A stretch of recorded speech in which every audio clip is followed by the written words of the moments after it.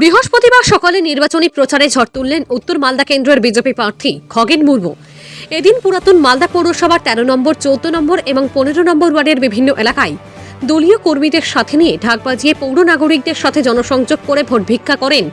এই ভোট প্রচারে প্রার্থীর সাথে উপস্থিত ছিলেন মালদা কেন্দ্রের বিধায়ক গোপাল চন্দ্র সাহা। এছাড়াও ছিলেন উত্তর মালদা কেন্দ্রের জেলা সাংগঠনিক সম্পাদক স্নেহাংশু ভট্টাচার্য সহ অন্যান্য বিজেপি নেতৃত্ব।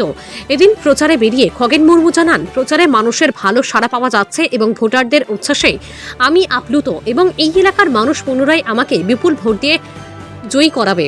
মালদা থেকে সুব্রত সেটের রিপোর্ট, নিউজ টাইম 24/7। 13 নম্বর ওয়ার্ড, আমাদের পাশাপাশি যে সমস্ত ওয়ার্ডগুলো আছে এই ওয়ার্ডগুলোতে আমরা বাড়ি বাড়ি জনসম্পর্ক আমরা করছি। সমস্ত এখানকার ব্যক্তিগুলো ভোটার যারা আছেন তাদের সাথে আমরা সম্পর্ক আমরা করছি এবং নির্বাচনী প্রচারে আমরা করছি। কেমন সাড়া পাচ্ছেন মানুষের? ব্যাপক সারা, প্রত্যেকটা বাড়ি থেকে সমস্ত মানুষ এসে তারা আমাদের ঘর থেকে বেরিয়ে আশীর্বাদ করছেন এবং সবাই মিলে দেখছেন দলে দলে প্রত্যেকটা বাড়ি, এমন বাড়ি নেই যে বাড়ি থেকে কোনো ব্যক্তি এসে বা কোনো ব্যক্তিগত ভোটার এসে আমাদের আশীর্বাদ করছেন। এই যে এমএলএ সাহেব আছেন, আমাদের কর্মকর্তারা আছেন, আমরা সবাই বাড়ি বাড়ি যাচ্ছি, আমরা জনসম্পর্ক আমরা করছি, কিন্তু ব্যাপক সাড়া পাওয়া যাচ্ছে।